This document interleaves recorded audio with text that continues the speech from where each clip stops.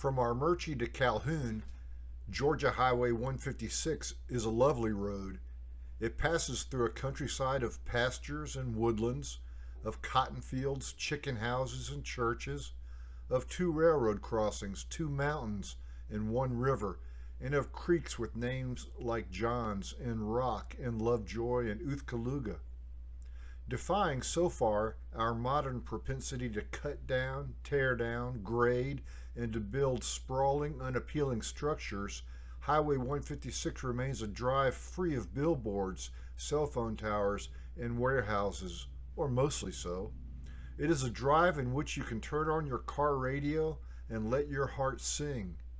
If you take Highway 27 north from Rome to Armuchee and turn right, east, on Highway 156, it's about 18 miles to Calhoun.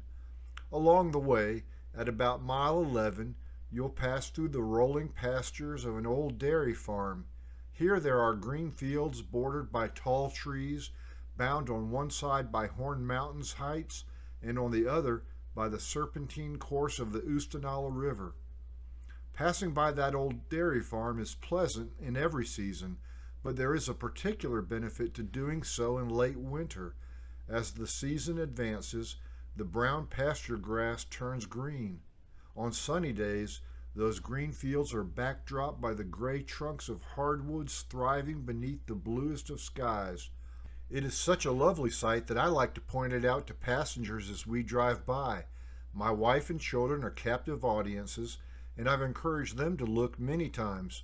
To my way of thinking, the beauty of this place at such a moment ought to be sufficient to draw sighs of contentment from my appreciative companions.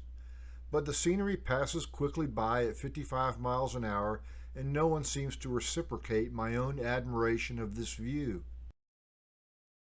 In January, knowing that the pastures would soon turn green, I decided to put my thoughts about this lovely place into writing. Perhaps this will work better than simply encouraging people to look as we drive by. Woodline. 100 times on a rolling road, I've bid each passenger look to the right, then tapped the brakes so my pickup slowed, to marvel again at a never-old sight. In February this pasture renews, rising away to the distant woodline, backdropped by sky, the bluest of blues, the gray hardwood ranks unbroken by pine. Just 1 month ago this field lay brown and lifeless seeming, though a knowing eye might foresee it adorned in a greener gown, dipped from a cask filled with minter's dye.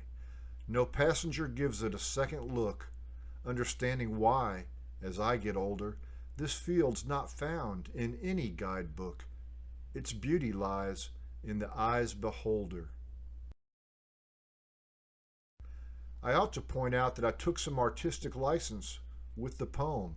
First, on the drive from Armuchee to Calhoun, the woodline is on the left, not the right. No suitable word rhymed with left, so I stuck with right. Besides, the woodline is appealing from that vantage point too. Second, to my way of thinking, the hardwood ranks are indeed unbroken by pine, but, truthfully, a few pines are scattered in. This poem tells the whole truth, though it doesn't strictly tell nothing but the truth. So the next time you're in the vicinity of Rome or Calhoun, why not take a drive down Highway 156 and see what you think of this place? Thank you for watching.